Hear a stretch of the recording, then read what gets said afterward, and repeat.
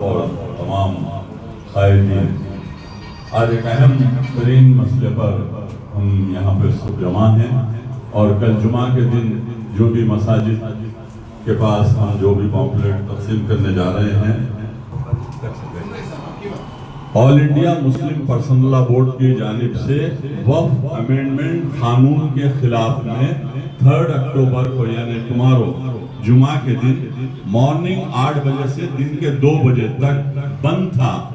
لیکن دسہرہ فیسٹیول کی وجہ سے یہ بند جو ہے پوسٹ پونڈ ہو گیا، اور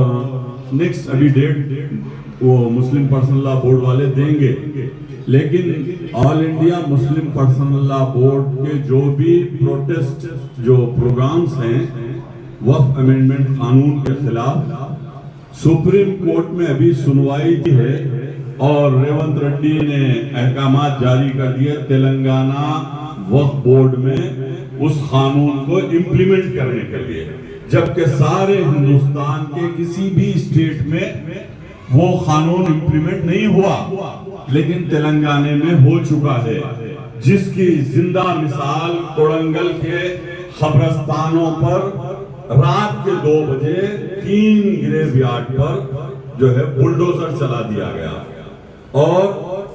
پیران پیر غوث اعظم دستگیر کے چھلے مبارک پر بلڈوزر چلایا گیا، اور جو ہے وہاں پر درگاہ پر بھی جو ہے ڈسمینٹل کر دیا گیا۔ یہ تمام ہے، جیسا وحید احمد صاحب نے بڑی اچھی بات کی، اور پھر شریف صاحب نے بھی بڑے اچھے سجیشن دیے۔ ہم کو پورے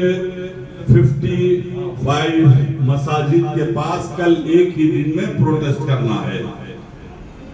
KTR صاحب اور ہمارے ڈاکٹر شرمن صاحب، گوپال صاحب کے جو سجیشنز ہے، ہم کو ایڈوائز ہے،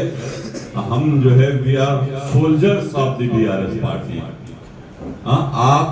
جو بھی پارٹی کے آدیش ہیں اس پہ پورے 55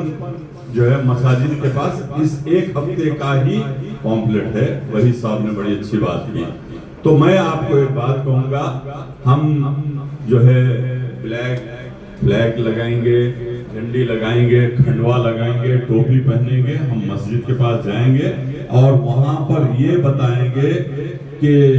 کوڑنگل کا قبرستان ہو، چاہے تلنگانہ اسٹیٹ کے کوئی بھی قبرستان اور مساجد ہو، اس کو ڈسمینٹل کرنے کے لیے یہ قانون لایا گیا ہے، اور ہم کو وہ موقع نہیں ملے گا وہاں کہنے کے لیے، کیونکہ مسجد میں سے اتنی تیزی سے ہمارے مصلی نکلتے ہیں، ان کے ہاتھ میں پامفلیٹ دیا جائے گا، اور سلام کرتے ہوئے ان سے مصافحہ کرتے ہوئے ہاتھ ملا کر آپ کی دعا چاہیے، آپ کی دعا چاہیے، دیکھیں یہ حال ہے، بلکہ ہم جو ہے ایک کامنٹری کے طور پر ہم بولتے رہیں گے، اور ہمارے کچھ لوگ جو ہے یہ تقسیم کرتے رہیں گے اور لوگ جاتے رہیں گے، ایسا ہے۔ اور میں ڈاکٹر شرون صاحب سے کہوں گا کہ میں اس اجلاس میں honourable working president KT Rama Rao صاحب کا مسلمانان تلنگانہ کی جانب سے شکریہ ادا کرتا ہوں۔ وہ آل انڈیا مسلم پرسنل لا بورڈ کے پروگرامز کی تائید کرنے کا جو اعلان کیے ہے، وہ ہمارے لیے بہت خوشخبری کی بات ہے۔ BRS پارٹی اگر مسلم پرسنل لا بورڈ کی تائید کر رہی ہے تو اس کا امپیکٹ نہ صرف جوبلی ہلز بلکہ MPTC، ZPTC، پنچایت راج 1,67,00,000 لوگ ووٹ ڈالنے والے ہیں، اور تمام تلنگانہ کے ڈسٹرکٹ میں اس کا اثر ہوگا، کیونکہ مسلم پرسنل لا بورڈ ہمارا ایک امپورٹنٹ مسلمانوں کا بورڈ ہے، اور اس کی تائید کر رہی ہے BRS پارٹی۔ یہ ہمارے لیے ہم تھینکفل ہیں KT راما راؤ صاحب کے اور پارٹی کے، اور KCR صاحب کا میں شکریہ ادا کرتا ہوں۔ اور رہی بات کانگریس باقی کارڈ جو مسلیوں کو دینا ہے اور یہ پامفلیٹ دینا ہے، یہ تو ہم دیں گے، یہ ہماری ذمہ داری ہے، انشاءاللہ ہم یہ کوشش کریں گے ایک ایک گھر پر، ایک ایک بچے کے ہاتھ میں، ایک ایک مسلی کے ہاتھ میں جو ہے یہ دیا جائے گا۔ میں پھر ایک مرتبہ اس جو مسلم پرسنل لا بورڈ کی تائید کی گئی ہے BRS پارٹی کے لیے ہم شکر گزار ہیں، اور اس کا امپیکٹ یقیناً بہت آئے گا۔ कोई भी मिनिस्टर, कोई भी हुक्मरान, कोई भी ओहदेदार आकर जुबली हिल्स में टिक नहीं सकेगा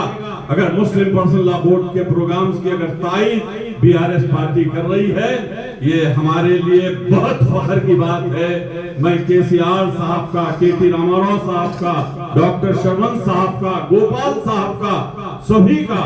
मैं अपनी जानिब से शुक्रिया अदा करता हूं। मुसलमानों को हम ये मैसेज देंगे कि बीआरएस पार्टी सेक्युलर थी, इसलिए वक्फ अमेंडमेंट बिल जब पार्लियामेंट में पेश किया गया